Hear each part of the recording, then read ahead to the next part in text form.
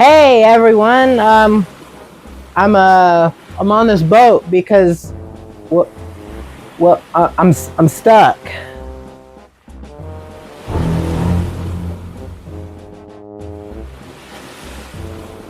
So let's talk about Jaws.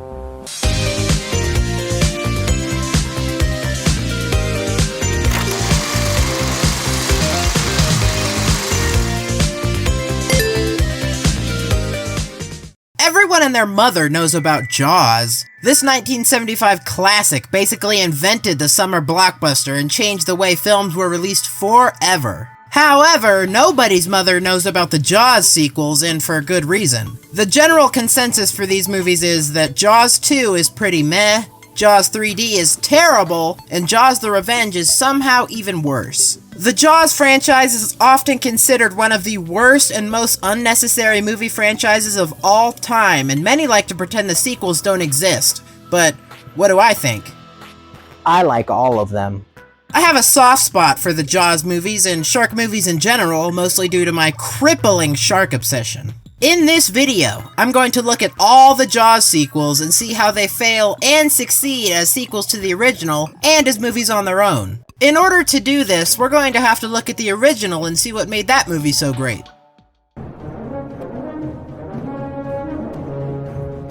The original Jaws is a classic and has been discussed and praised many times, so there's not a whole lot I could potentially add to it. Therefore, I'm going to keep this section brief. Jaws, in my opinion, is one of the greatest movies ever made. It has brilliant characters, performances, locations, shot choreography, tension, suspense, music, and much more. As many of you know, Jaws had a very troubled production as a result of the mechanical shark often breaking down. To combat this, Steven Spielberg, the director, chose to imply the shark more often than outright show it to the audience. This is done through a few methods, such as the many point-of-view shots from under the water, or using an object above the water to signal the shark is there, like this pier or the yellow barrels. This forces the audience to use their imagination as to what the shark looks like, bringing a whole other level of fear and tension to the table.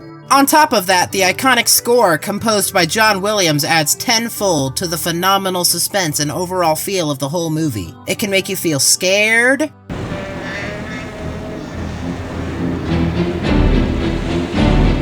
or adventurous,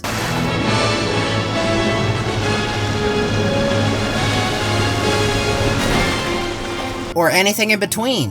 While this is a shark movie, it's the characters that do most of the work to make this movie great. Jaws has tons of memorable characters and scenes that have become embedded in my brain. We've got Chief Brody, who means well but is still generally considered an outsider by many people of the island, trying to convince the whole town that they've got a shark problem. Then on the other hand, there's Mayor Vaughn, who, while not being an outright villain, is at odds with Brody, trying to keep the beaches open to financially support this summer town during this critical period. All these characters are deep and complex with multiple motivations and goals. For example, Quint is an old man of the sea stereotype at first, but we later hear about his experience surviving the USS Indianapolis, bringing light to Quint's obsession with the shark. Lastly, I'd even consider the town of Amity and all of its people a character. Filmed at Martha's Vineyard, this movie oozes with the small town feeling with its often busy shots full of recognizable characters you see over and over again, as well as the snippets of dialogue you hear from them in the background. When do I get to become an islander?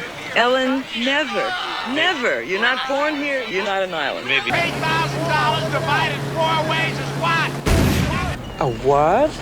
I just spent a long time absolutely glazing the hell out of Jaws. But how do the sequels hold up?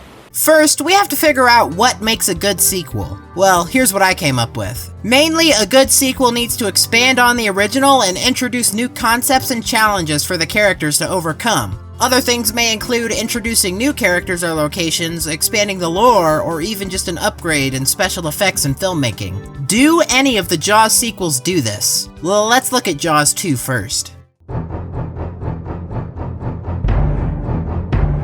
Let's start off with some positives first. All of the returning characters are still great, interesting with new challenges to overcome. Chief Brody, for example, is obviously a little traumatized by the events of the first movie and is quick to panic at even the thought of another shark coming back.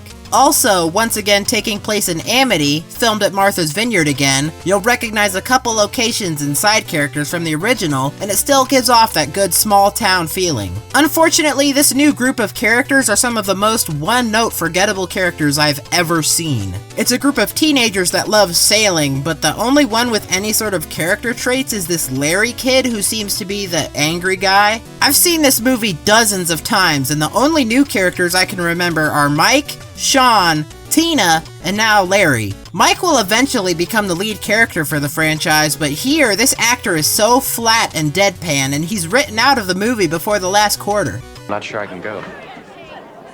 I'm beached. I'm grounded. My dad won't let me take my boat out. Do you always do what your parents tell you to? No. Good, then I'll be at the dock at 8. Moving on, we've got to talk about the shark.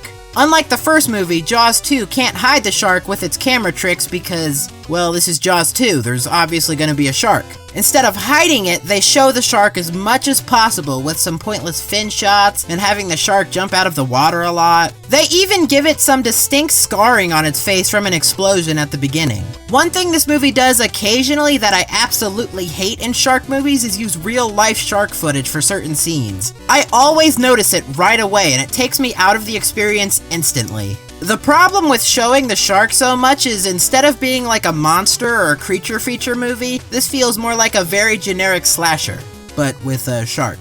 The movie rehashes a lot of what the first movie did, but without any of the subtlety or interesting filmmaking, and that's honestly the biggest problem with it. It's not a bad movie by any means, but it's too similar to the first movie that there's essentially no reason to watch Jaws 2 over Jaws 1. You know, pretty convenient that I got these Blu-rays, my PS5, and this TV here on this boat.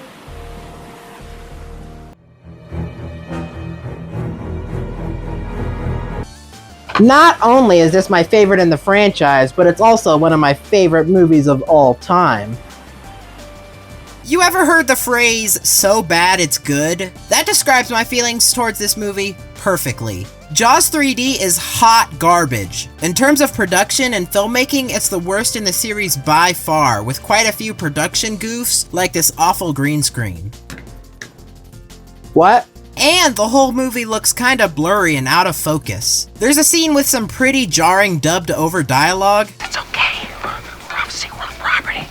And this movie was made in the short-lived 3D era of horror movies, conveniently all being the third movie in their respective franchises, so it's got all of those pointless 3D in-your-face shots. Putting this movie up against our good sequel criteria isn't doing it any favors. Only way this movie expands on the original is with its location. Now being set in SeaWorld gives this movie some unique locations, which I think works in the movie's favor. Moving on to the characters, sad to say that this movie probably has an even weaker set of characters than the second movie, because nobody returns from the original. In fact, the only connections to the first two movies is the fact that Mike and Sean Brody are here. I like to consider this movie more of a sidestep for the franchise, rather than a continuation of the story laid out by the first two movies, especially since Jaws 3 is retconned in Jaws 4. Despite the fact that there's no returning characters and that they all suck, I like lots of them. They may all be one note, but their relationships with each other are great, and it makes most of them somewhat likable. I personally really enjoy the relationships between Mike and Sean, as well as between Philip and Jack.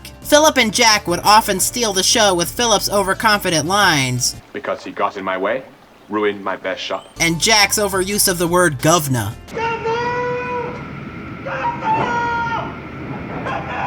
Yeah, I'm British. How'd you know? What the fuck is a standoff?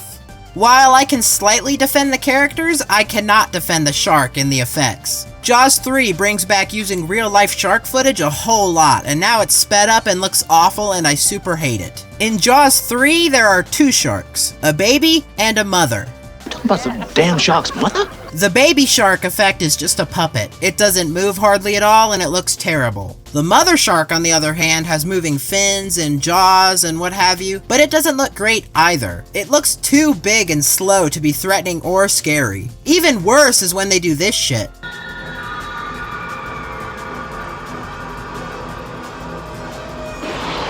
Listen, people. There's a scene where they have the shark trapped in some filtration pumps, but it somehow manages to break the gate holding it in with its tail not touching the gate at all and swim backwards to get out of there. Yeah, I'm pretty sure sharks can't do that.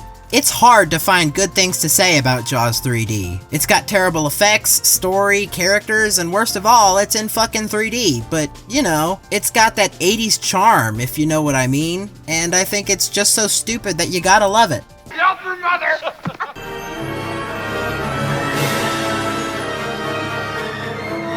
This movie has the reputation of being the worst movie ever made. Not just horror movies, not just Jaws movies, but of all movies, this is the worst. There's no way there's anything worse than...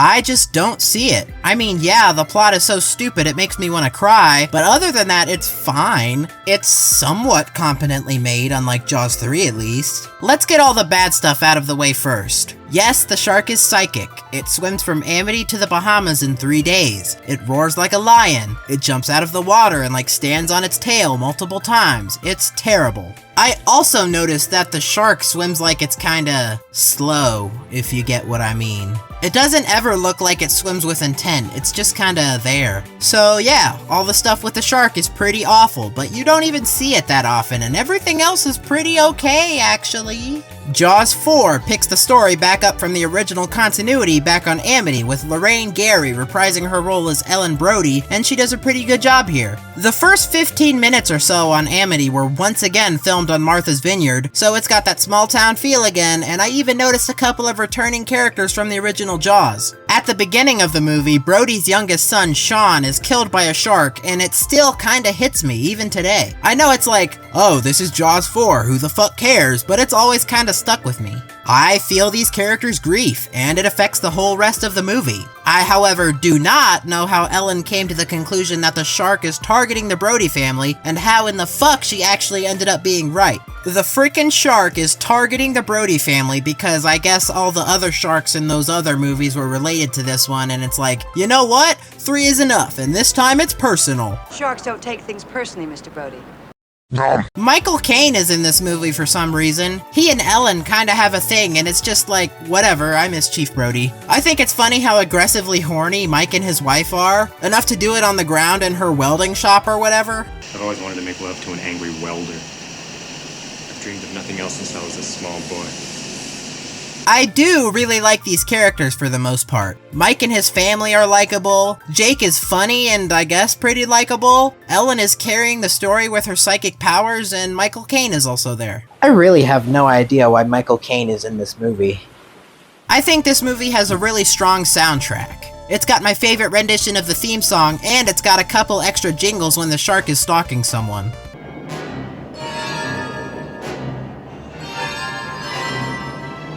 Overall, other than the ridiculous plot, this movie is fine and at the very least entertaining, at least to me.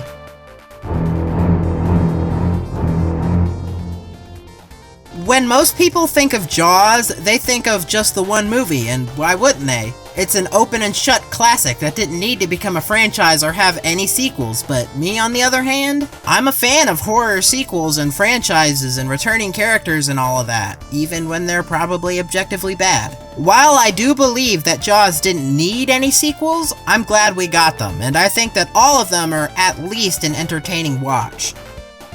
Should probably find a way to get off this boat now.